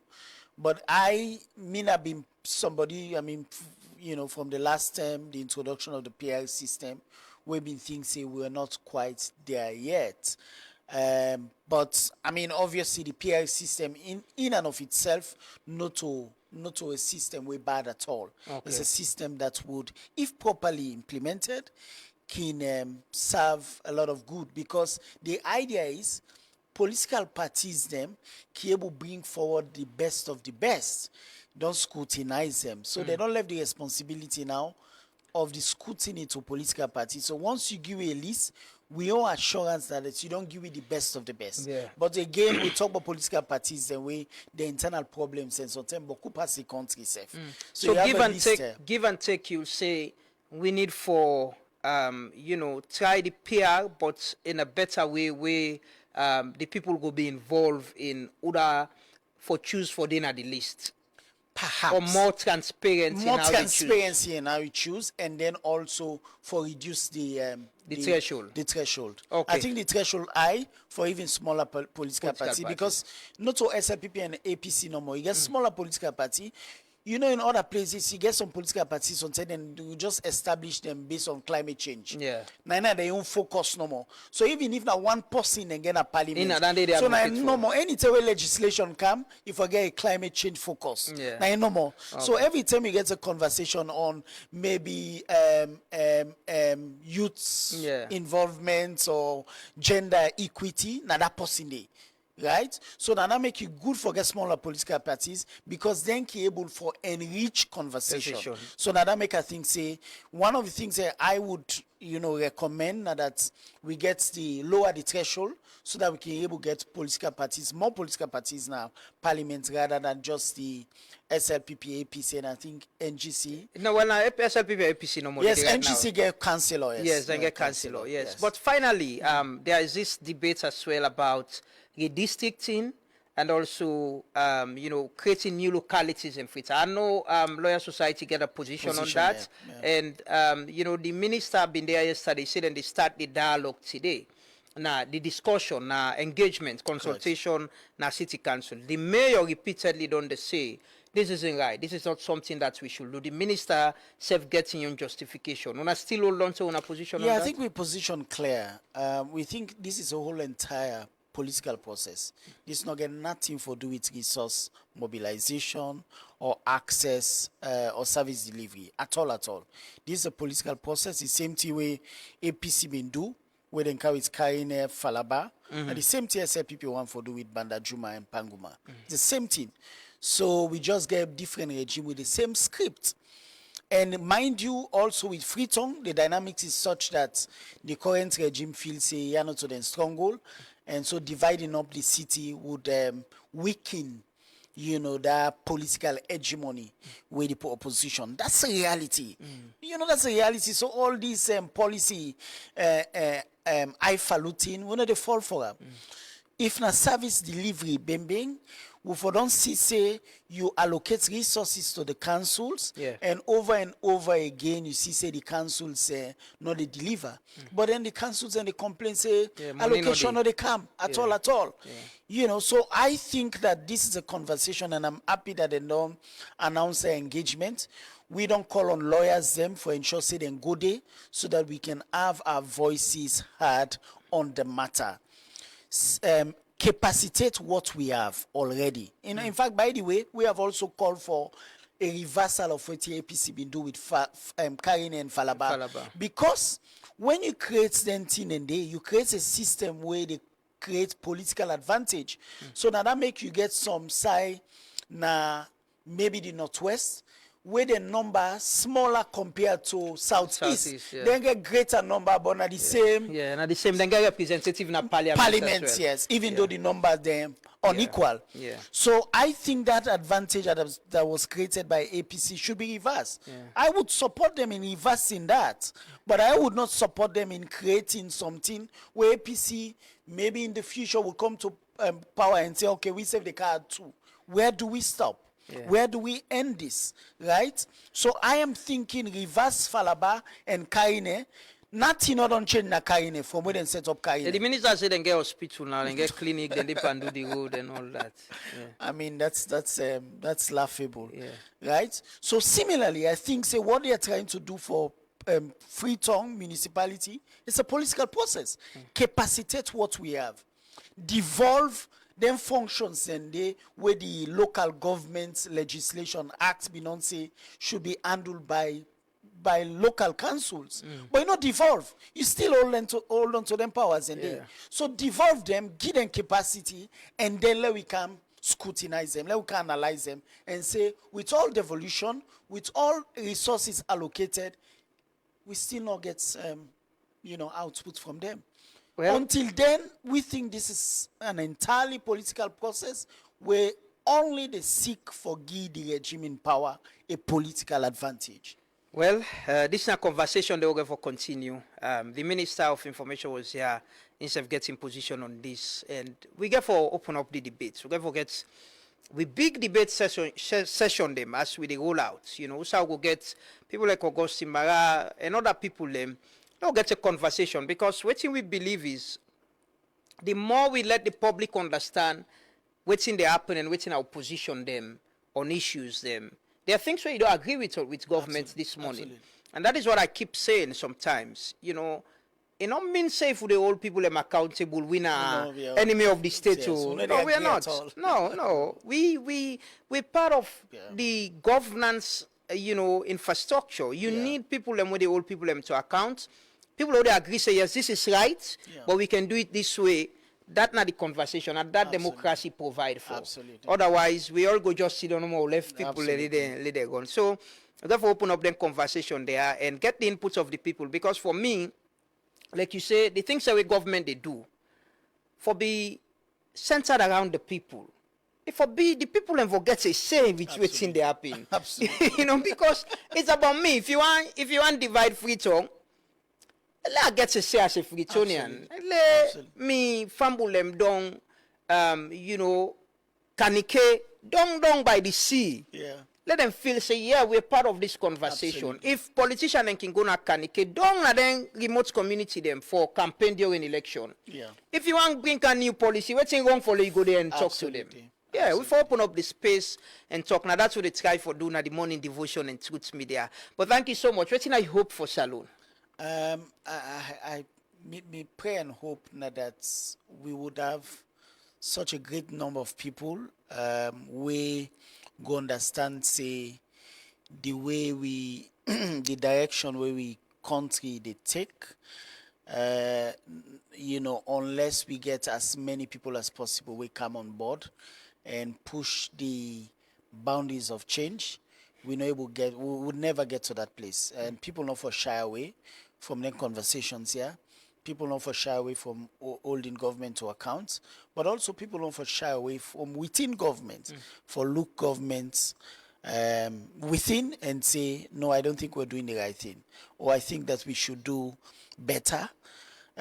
Because I think most of them conversations here internally, some of we know they we need people also within, you know. So me hope now that we would have many people who are honest and who are country driven, way for dinner government, way for able for look the presidency, way for able for look at the legislative branch of government and say we can do better for the people of Sierra Leone. Way for able for stand up for the people. For able for defend from within. That's the bigger picture. Yeah. Wherever you do, I think it might not be the Renaissance again, but that the ideology Absolutely. of whosoever people in day. You forget them people that we go say no, we think say this is not right. Yes. And that the only way you get society, not for be perfect, but for be better, you know, for serve everybody in interest. I can say the political parties not just the vehicle for drive development and all. But the bigger picture is, Umaru can say, not in a power you push for a law or a policy where we left power, that law they go only bambai. Absolutely. We don't see that day. We don't see a we number don't of see and they times. happen at this country. I don't see a number of times. Yeah. You know, interestingly, I share a story before we go. It was public. It was in public.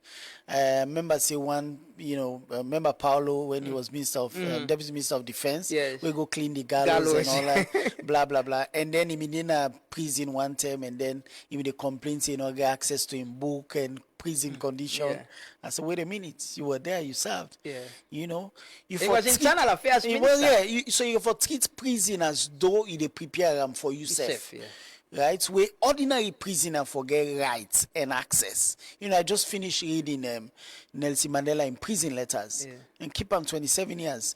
You know, all the years and me mommy the rights letter. Now prison, you know, was given opportunity for rights. Yeah. So for treat with prisoners there as though na minister they would incarcerate. Yeah. Once you do that there, you dey prepare yourself. Say whenever you go there, they go treat you as though You know, a citizen, it's Correct, not just yes, you yes, status, yes, you know, US and if, citizen. like you say, if you prepare yourself for anything with that. Anything. Now, that have been they say this morning about healthcare.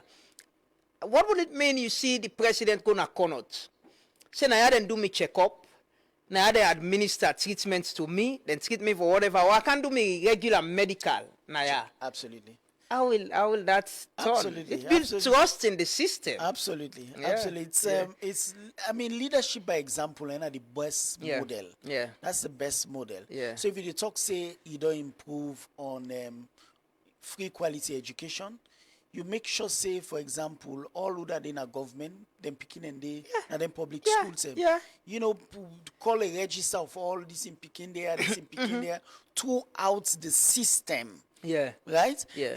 when then they go force boku brother we don't care go them picking in a private school say look then go back in a public school. Before you know that one day you will be building public schools because sign go there for contain people. Again. That's the best example. And once you do that day, you get a vested interest now for get good teachers them, better system them for rollout. Yes. That's the best model. Now like say you can't be a cookie seller.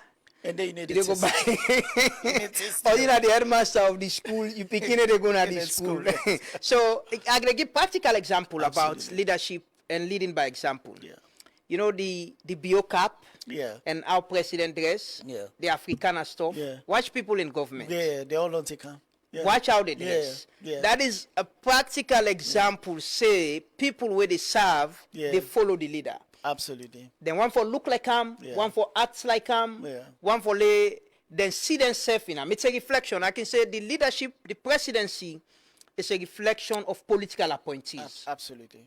If the president, they take bribe, people away appoint, definitely go say, Bola pull the pan in your coat. Yes. But if they know the pan not encourage even though not to the pan in court self. Exactly, if they know this is something the PA frowns at. The PA doesn't accept this. They need a try. But not like the home. If you begin no say 8 o'clock, if we're then at table they study. Once you don't imbibe that they nam, then see I'm in you. Then they practice them. That is how leadership is for me. I'd say watch how president build the dress, watch people in governance, how they dress. It's a simple example. Maybe they just meet up and tell her. well, because then she say, you know, then get this, his brand is the Biocap and Elect Africana, a lot of it. You they see a lot of them, they... And I think the Africana really fits with president. Yes, it does. Me and somebody, they get the conversation. We go Burkina Faso, we could deposit. Say no, why? The president looks... Africana it looks, and it's na your brand. And the posture. And, so this is something we agree about the presidency. Africana yes, Africana fit. So somebody will say always and they oppose the president. But that's it. The president is our president. You know, like Augustine say, you know, some of the things that we don't go through for the previous governments. I just read Facebook, they remind me a few days ago about a post where I make of former President Kuma sending Dr. Samoa Kamara to the UN and not his vice president then, Chief Sam Sumana. I was very critical about it. That's clearly indicating the fight between them. And I can recall me have been the only reporter then we asked the State House, former President Kuma, about what's happening between him and vice president. Wow. After the program, the vice president came. It shook my hands. Thank you. You know, because it was something. I've been the elephant in the room. Nobody no one talk about it. But we've been boldly. Of course, we were talking about it. And another day we don't imbibe in we self. Say sometimes the things people don't want to talk about, we should raise them respectfully. It's part of we responsibility and rights. Absolutely. And you self as citizen get a responsibility and rights. You know, you don't need for wait till something happen. Even if na you party in a power. Where you go na hospital, they ask you for show party card. When lights they come and they choose which political party host they get them. It's for all of us. So the president is our president. There is nothing wrong to hold him accountable, to ask questions respectfully. He's the fountain of honor and we leader. But not like us. You papa self, you know, I not say we don't grow up in our society. Say no look us in a year, no ask and question the big one. But that is changing. Society is changing, and we committed to this. And Augustine is committed to that. He's still here. Thank you. You know, even with all the challenges we did and we inspire ourselves and the movement. We're building a movement, not Renaissance movement, but the movement of citizens believing that they have the power because now we then they can too for votes. Thanks so much, Augustine Marrah. We don't get a very good conversation on the devotion this morning. A lot of people, there over 400 people watching and commenting. It's been good, and that's what we promise to provide here for anybody for come and talk. I still look forward for you, El Sano of the Judiciary. They look forward for you for come. For Carlo can discuss about the Judiciary as well. Now they end the morning devotion, but before we go, I want to call on the president again. That school land, 22,000 United States dollars. Let me just watch the video. Usai then sell. Usai they want build where house. You know, the government land. That been the Muslim Agency mission then Gina then build this school, a primary school na Kisi. Aja Danke then na them be advocate for this. This na the land, if you can see. Now the field land they usai they want sell. They don't sell already. They want build. You know, warehouse. They don't sell the documents. They I see they go around social media now. They don't sell. Somebody don't begin go build. The community don't rise up. Say no, we don't think say this ideal. You can't have a warehouse in a compound so you get secondary school, kindergarten, primary school. It doesn't. It's not right. We need for think. You know. You need for think that's environment not conducive. So they beg the presidents, Padua, they beg them picking them. You are champion of human capital development, free quality education. This is what is happening. Honorable Alpha Khan is aware of this. He's been there. The community still they say no. Work they go on at the place, but the community they say no. We don't think say this is right. And at the end of this program with that video, we talk about land issues. You know, now we're going for play with the end of the program. But I want to thank all viewers them and listeners them on 103.9 on Facebook and YouTube. We appreciate you so much for the support and believing in us, you know, coming to watch us and listen to us. Thanks to my guest this morning, Augustine, for joining me at the program. And we hope say some of the issues that we would raise could be addressed and we will follow up on them and discuss them further. Thanks to my colleagues and the technical and production team. Mina Amadou Lamrana Ba, you boy picking from Kisi. Augustine for ring the bell, I think so. You ring the bell for close the devotion this morning. Just twice, yes, just ring and twice. Thank you so much. Yes, that now so we end the class today, the Truth Morning Devotion on 103.9 FM. The program they start tomorrow at 6:30. Friday edition as we close the week. Today we'll meet back, but don't forget. They do be sincere, honest, trustworthy, serve your conscience, love Salon as you love yourself, but in everything, stand for the truth and believe say, that the truth the last. Have a lovely day and enjoy yourself. Stay peaceful in whatever you do. Bye-bye.